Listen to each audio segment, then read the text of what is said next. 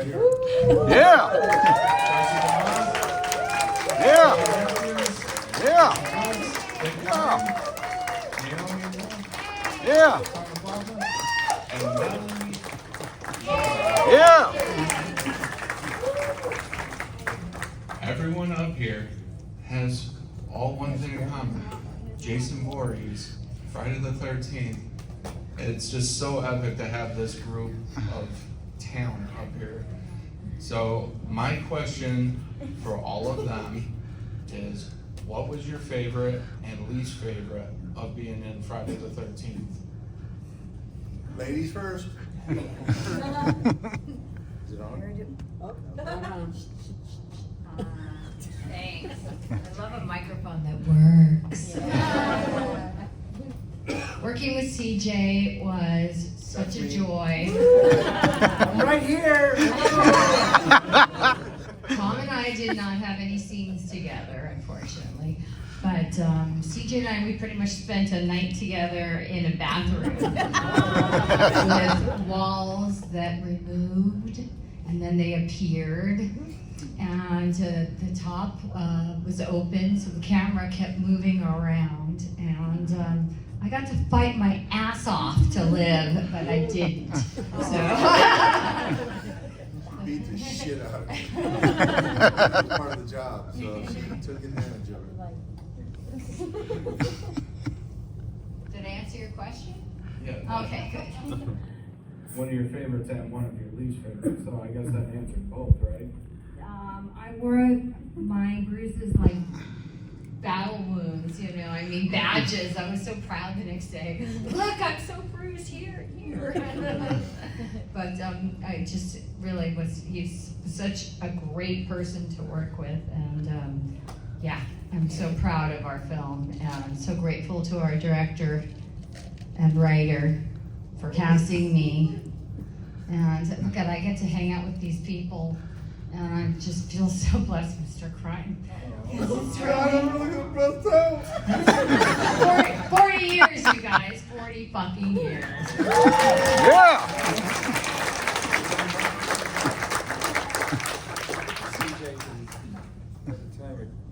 Ditto. You don't have a favorite?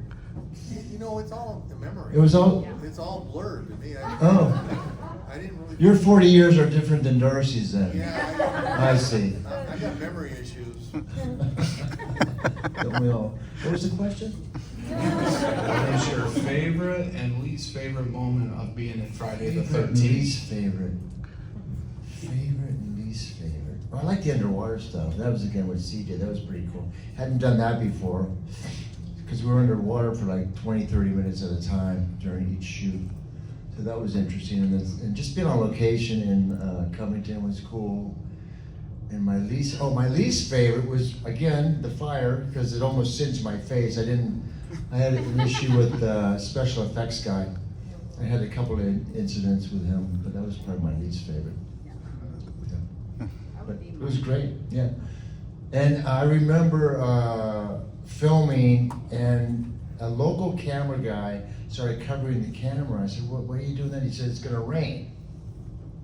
I said, it's not gonna rain. And sure enough, 5 minutes later, it rained like it never rained before in the South. And I hadn't been from the South, so I'd never experienced that before. But it rained for 2 minutes, biggest raindrops I've ever saw, and then it stopped. So that was a new experience for a kid from California. That was it. Jason Brooks people. Okay, I guess mine would be working with these legends. Dream come true, of course. Least favorite, I'd say, is breaking a couple of ribs in one of the fight scenes, and having to carry on for another 8 hours. But it was worth it. Oh. My least favorite thing was the fact that they would not let me keep my script. I kept all scripts that I had. And first of all, they took the last 5 pages out of everybody's scripts, and nobody knew how it was going to end. I had to sign stuff saying that I would not relinquish the end of the film. And I wish I had that script still today. But my favorite thing was my own death. Biggest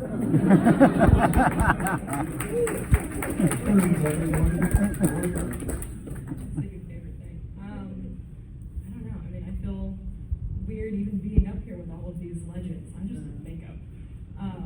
Not just. But, well, so. You're just as much of this as all of them. Yeah. I think my favorite thing was really working with all of you guys. Seeing CJ back in the costume was incredible. Seeing Tom and CJ battle again was amazing. Cutting Tommy's hand off was pretty fun. I don't know if I have a least favorite, maybe just long sleepless nights, but that's part of the process, so. Thank you. Hi. Most favorite, I guess the fact that they just handed me the whole thing and just said, just bring back Jason. Anything else? No, whatever you want to do. So I had no interference, so I could put in the comedy, had this incredible cast, which is definitely one of my favorites, and looking forward to the day when the film finally breaks even, so I'll get paid. So at this point, I'm still waiting. 40 years, eventually some money will come through. But, I love the experience. Wow. God, I hope there's interest on that. Yeah. 40 years. Should be triple. My favorite part is the chainsaw scene because I got to work with legendary stunt people, which I am not. Dick Warlock taught me how to work a real chainsaw and then fight with it because it was real and it had a blade and it was very heavy and it was going. So they trained me and that was the best part. It was a thrill for me and we shot it. We shot it on Halloween night and it took hours, but it was just so thrilling because I worked with Tom Morga, who's a great stunt guy. And of course, Dick Warlock, you all know. So my least favorite is rain machines. I hate rain machines. They were everywhere because it did not rain. And Paramount put in all these rain machines. And what I didn't know is it's not just water. It's treated with glycerin or something that makes it heavier. So I felt every drop for 3 weeks. So. Thank you for answering that. I also was curious, who was in charge of getting Alice Cooper to collab with the Friday the 13th Part 6? Well, interestingly, guys, I guess you can sort of tell I'm a rock and roller. And back in 65, 66, yes, I'm that old, I had a band and we were playing at a couple of places and along with this other band called the Naz, and the lead singer was named Vincent. So I hung out with him and we kind of became friends and stuff. And then years later, it's like, that's Alice Cooper. Yeah. No, you're kidding. No, you're kidding. No, really? So 1966 was the last time I saw Alice. We keep missing each other. He knows I sing Man Behind the Mask. He said to some fan, I'm going to do it with Tom on stage one of these days. But when I put the soundtrack, the temporary soundtrack together, I put some of the songs in and they said, do you want that? And I go, I'd love that. And they managed to do it. So it all worked out.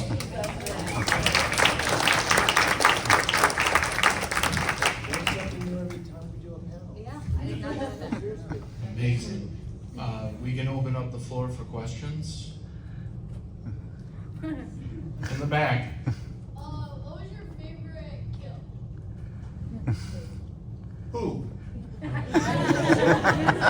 killed them all. They're all my favorites. You know why? It's like living in California. I didn't go to jail for one of them. Right? For me personally, my little brother, the sheriff. No blood, no guts, just pure power. Yeah. And that was the one that the Motion Picture Rating Board picked on me the most. We went through 9 screenings, keep taking the little frames out for that thing that had no blood, but they just went, oh, it's Q-tip. By the time we get to there, we're really creeped out. I'm sorry. But yeah, that was interesting. Of all the stuff, that was the one they picked on. Anyone Tongue-tied. They're afraid of CJ Graham. Me too. else? We got one here on the end here. What are your guys' thoughts on the Friday the 13th video game, and did any of you guys play it? No, they used that short guy, Kane Hunter. I think, didn't Kane did all that? I think Yeah, and he did the Leatherface, right? So, yeah, I think Kane did all that. Say it again, sorry. Did you guys play the Friday the 13th game? Did you play? I did. You did? You know, because fans were coming up before they took it off, you know, because they were starting to make money. Yeah. And they were talking to me about it. I said, I gotta check this out. It was online. But once they started making money, apparently it kind of made everybody get their cease and desist letters. Yeah. And off they went with that, so. It was a great game, and honestly, like, the voice acting, it really puts you back kind of like in the movies almost. You kind of gotta, like, to be a part of it almost, so it was awesome. I was in it, I played it, I bought it for my son. Yeah. And then one day it was in the TV room, it was all set up, and he was there, so I sat down and I started to play it. And I was a camper, of course. Yeah. Lasted maybe 2 minutes. But another camper killed me, and I said, that's wrong. And then I was curious about the video game. Like any video game, you gotta play it a lot to get to know the game. I kept watching it, and then I turned into Tommy Jarvis, which was cool. Oh no, that's when somebody killed me. After I turned into one of the campers turned. So then I called Gun Media. I said, "This is wrong. You got to fix this," and they did. Because there was guys going around trolling the game, just killing other campers because they thought it was cool. These 13-year-old punks. So, but yeah, it was a fun game. Horror Inc.'s supposed to come out with a new one. It's supposed to be more realistic. Like, they contacted me for merchandising, so I know they're going to be doing something. I tried to negotiate a certain amount, and they said, well, I said, okay, how about this amount? And then whatever you make, I get like 25 of them. If it's a t-shirt or a shirt, so that I can offer it at my table here at the convention. So that should be cool. You're welcome. If Nikki and Tommy had teamed up against Jason, how long do you think Nikki would have lasted? Forever. I'll marry him.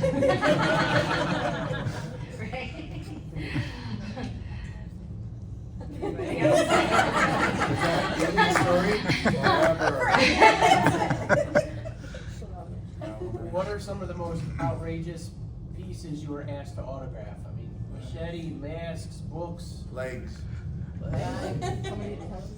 No, they took their leg off. Really? The guy took his leg off and gave it to his side. I have a fan that has a tattoo of my face on his back, and so do you. The same fan. Forever. You know who he is, right? Anywho, he's like, what do you think? Can you send the tattoo artist a thank you? And I just looked at it and went, I think I look like I have buck teeth. It's great! Anybody else? The weirdest thing I saw was somebody's arm, and then they got a tattoo. That was kind of cool. Yeah. That happened to me too, but did you know who I am? I don't know. Why would you do that to yourself? But I signed it. I signed it, and they did. Someone today asked me to autograph her leg, which I've never done. There seems to be a pattern. A penis in Germany.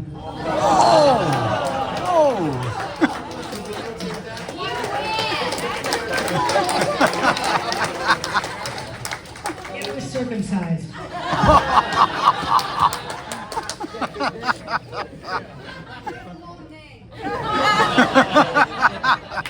Then he got thrown out. He's got that signature to Can remember you you get by. tattooed? I hope you washed it off. I have a question though, Melanie. Yeah. Does it have to be hard for you to see?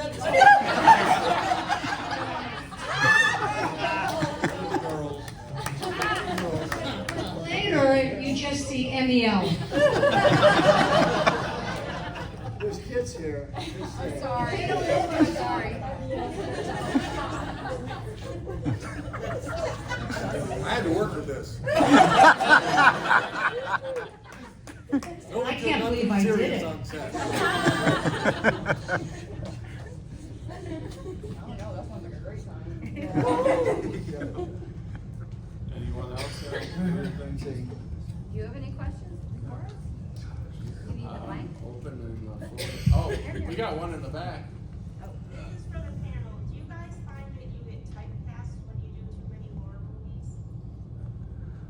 I think in any industry of filming, you can get typecast. It's easy probably. It doesn't matter if it's a TV weekly or a horror or the simplicity of specifics. I mean, you've got the A and you've got the B and so on with the quality of film. So, you know, B films, you're gonna work more often, obviously. And that's nice to get an A film and say, I did A, B, C, but you can be doing B movies every few months and have a steady paycheck.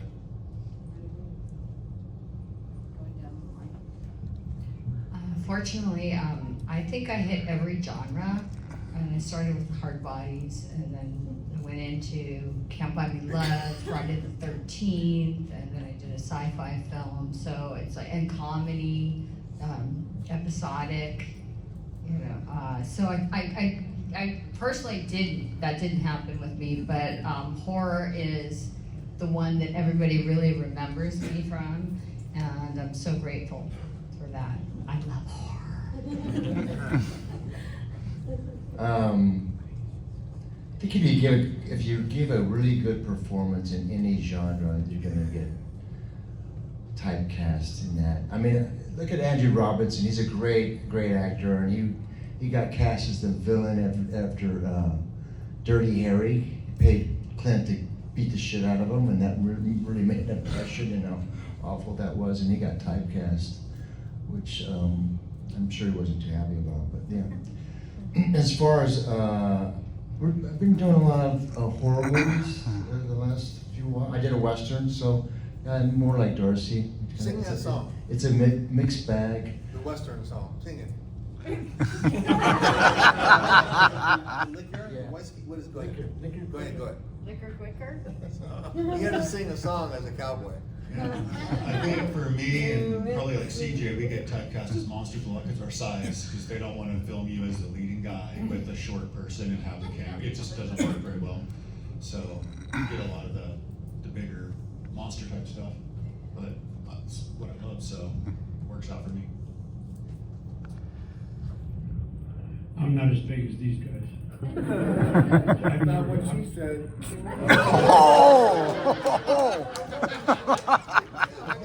Others are offending me. I got you, girl. I've never been typecast.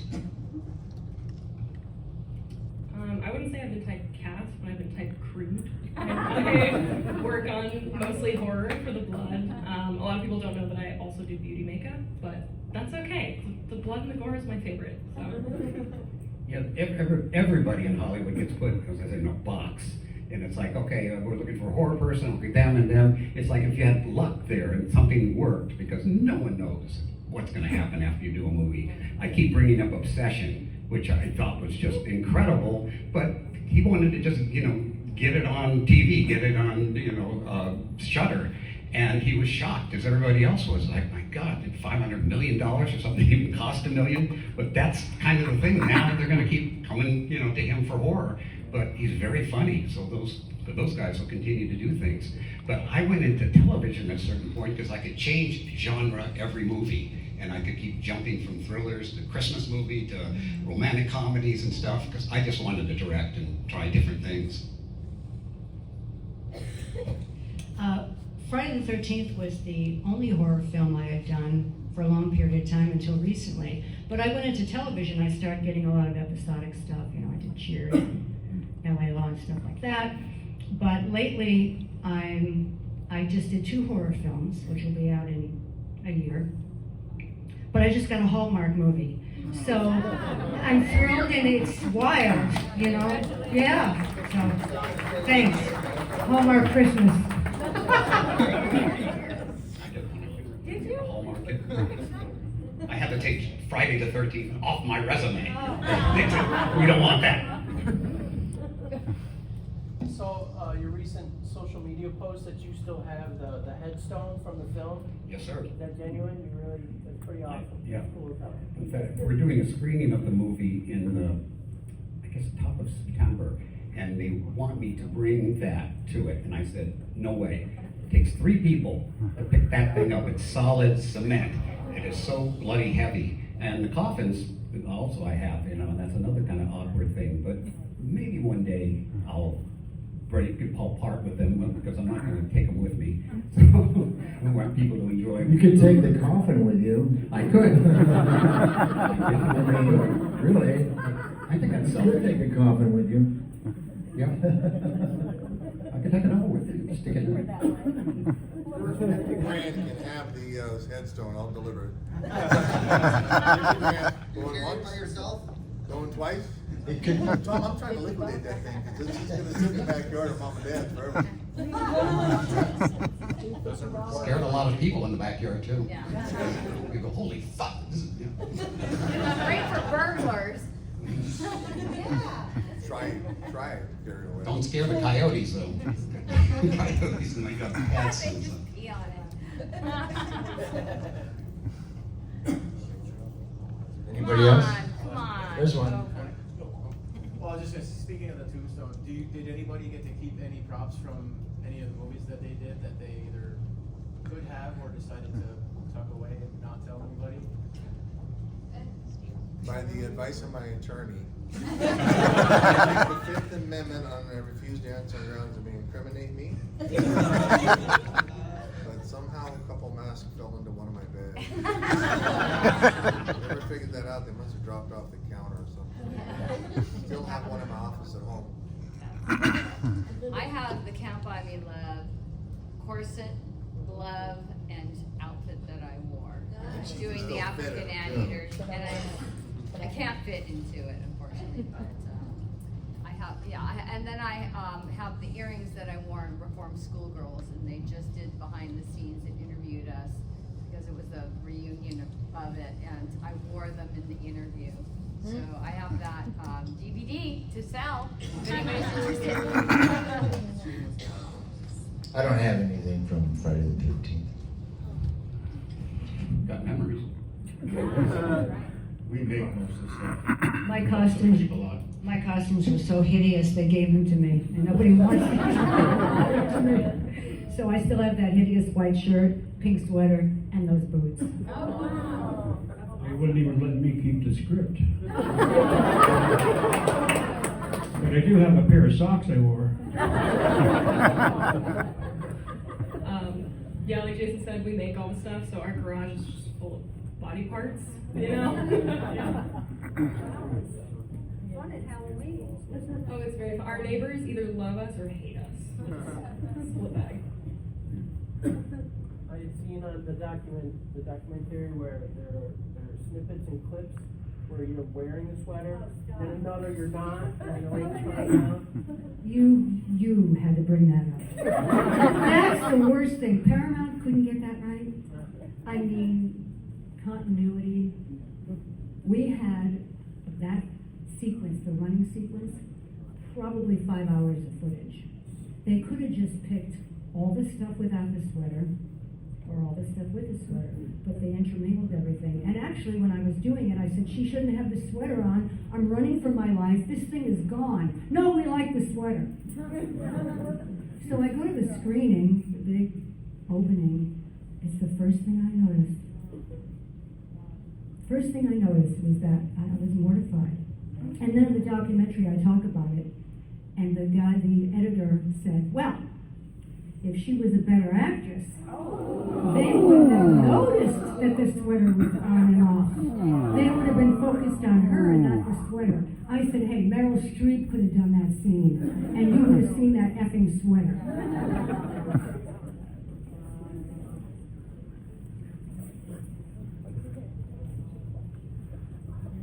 Aren't you glad you asked that? Get all riled up now. The whole room is silent. Matthews, with how iconic Tommy Jarvis For is. me? I've been thinking about it the whole time. With how iconic Tommy Jarvis is, but for how long you went without playing him, were you surprised when you were contacted for Never Hike Alone? Did you know how iconic Jarvis was to the franchise? After I did it, yeah. Did you mention her? No. Oh, sorry. So I got involved. I wasn't. Look, someone calls any actor to do a fan film. You're not going to do the. You just don't do fan films.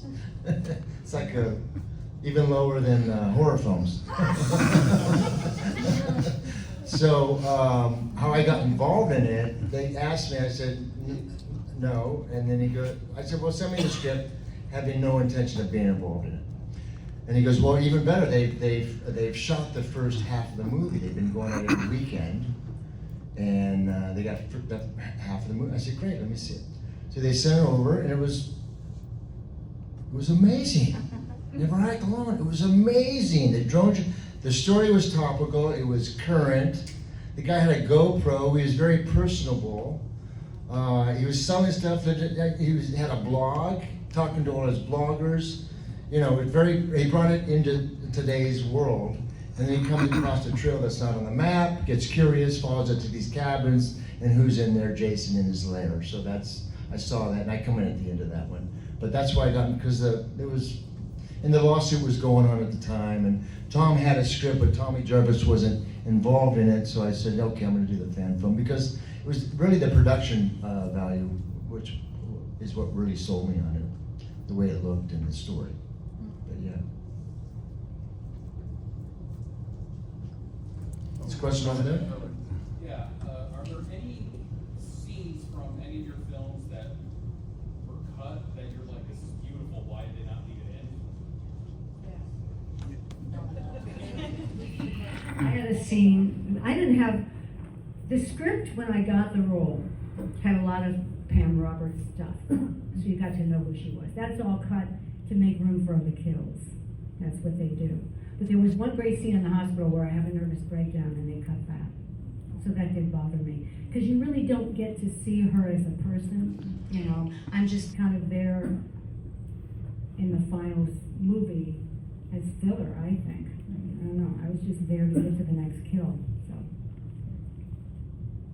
I cut myself once. Sometimes they come back, the Stephen King movie. For my mother, I dressed as a priest. I was over the casket and had this thing, and I went, no, this is slows down the movie. Get him out of here. You know, that was at least sad for my mother, because she never got to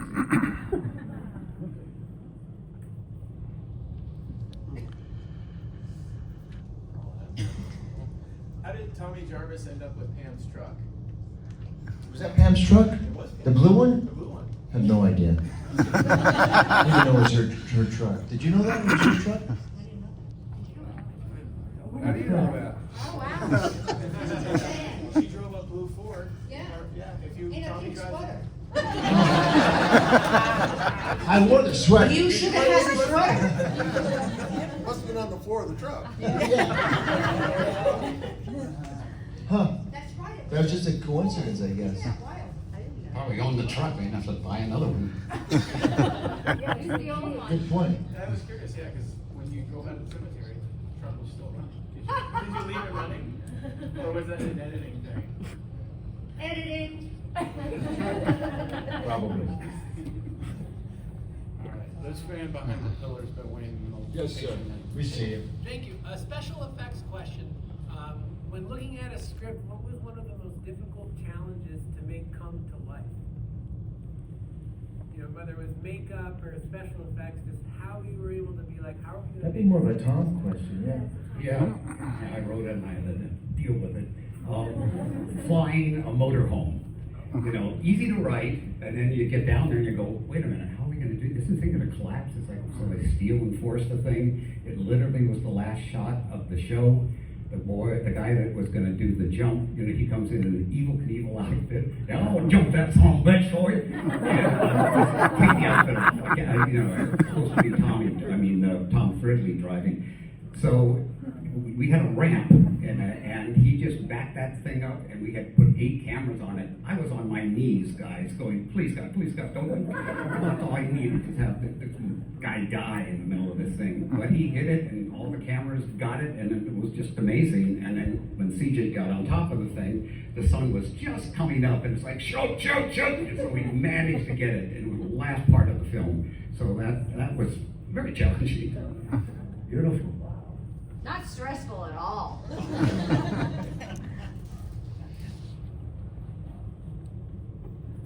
gentleman with the red and white cap.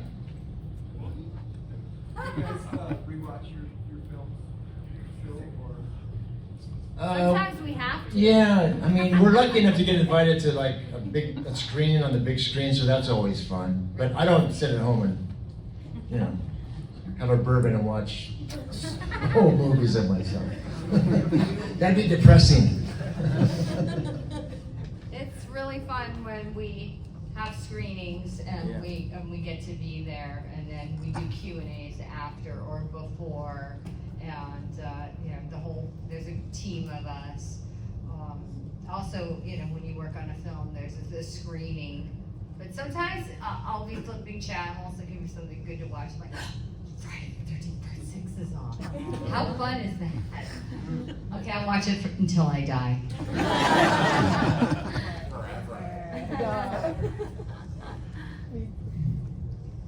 So here's my question for Dick. Yeah, Dick. What is it like being the only killer in the franchise that is copycat Jason? Like, how do you feel about being fake? Yeah.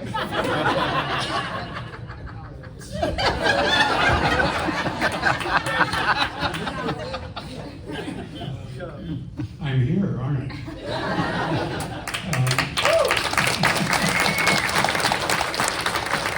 I'm known as a copycat Jason, and because that's what I was. And so I'm happy with it.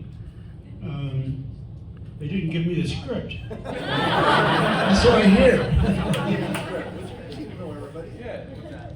He needs a script. Figure it out. Can you make that happen? Now, wait a minute, is the script in the blue truck? Next to the sweater? They had the scene where Tommy is, or if it was a dream sequence where Tommy was going to kill him. So. Dude, you know way too much. Way too much. Any other questions? Besides the movie you're in the franchise, what do you have any other favorite Jason movies in the franchise? Who are you asking me? Anybody, any other. Oh, I didn't know there was another one but Part 6. Is there others? Damn, I gotta catch up. Kane who? I love Kane, don't, just for the record. Clear this up, I love my brother. Does anybody ever critique the scene with the one swipe, you knocked off 3 heads of 3 different people's?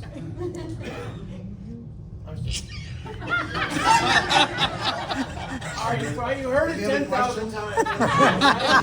Any real questions? Any fake questions? Fake news shit's bothering me. CJ, what did it feel like to be Jason? Like living in LA, you kill people, you don't go to jail. Did Cali, you here I love it? come. Love y'all Cali folks, but here I come. At the time, it didn't really, first time I ever done a film, I was fortunate enough to get the job. I had no idea, 4 decades later, we'd be sitting here talking. Right. So more than other than that, I just look at it as a privilege and honor that I get to sit here and have fun, crack a joke, talk to you about something I did 40 years ago that at the time had no substance in my life. Right. And then today it's become so iconic that everybody knows Jason. Doesn't matter which one is, you say Jason Voorhees, you know Yeah. Friday the 13th. Yeah. You know, so what a privilege. Yes. I got the question, and I think it'll be our last one. So, with everything coming up, the Crystal Lake Peacock series coming up, what do you think going forward is the future for Jason, besides TV shows and fan films? Like, do you think anything else is coming up? Selling cider. Say it again. You guys see that short that they did? I liked it. The Angry Orchard commercial? Yeah. All we saw was cider. All I saw was cider. Going, somebody. It's got apples. I was not happy about it. Well, I think Tom sent me a thing a while back, a couple weeks back, that they're going to reboot the 1 through 6 at the theater, it's Regal this year. And November 13th is when they're gonna throw out part 6 back at the Regal. So you get to go see the big screen again. It's either gonna fall off the cliff as a result of all the activities, or it's gonna be a launching platform for the next platform on Friday the 13th. It's up to you. It's in your hands.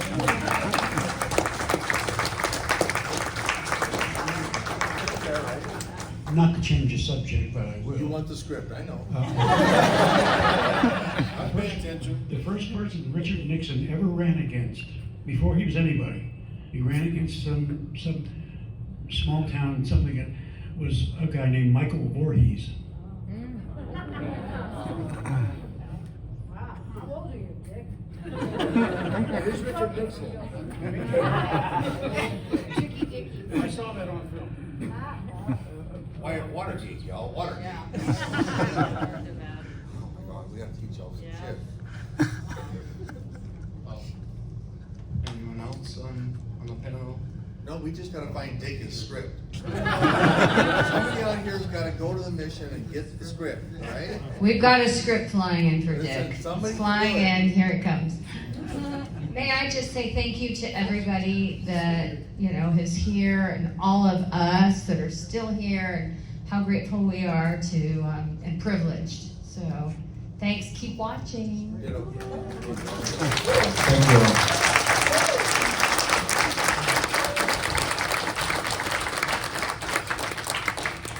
Thank you to all the fans for your loyalty, really. We're so, I'm shocked after all these years, and I'm so grateful, because without all of you guys coming to see us, we'd be home. Look, I got a hat I want to pass, so I can throw my. Like But- church. But I will say I didn't get a script. For the record, I never read the damn thing for the record, but I did get one. I still have it. Didn't read it. No, I didn't. No, you didn't. I still got it though, and it's Tear Ink on the first page, if I remember what it was called. And it was a pink on the front page. I still got my original that Tom gave me. Aladdin I looked at it, Sane. but I got it. So. Dick, I can give you the last 5 pages of mine. That would make you feel any better. I mean, I got it somewhere in the garage. It's probably in a box somewhere. Really, I've lost interest. Somebody needs to find the last 5 pages of man. Right? Show some honor. All right, well, thank you all. Thank you all for coming. Thank you, Friday the 13th panel, CJ, Darcy, Naomi, Dick, thank you everyone. And get a petition started to go find 5 pages. 5 pages.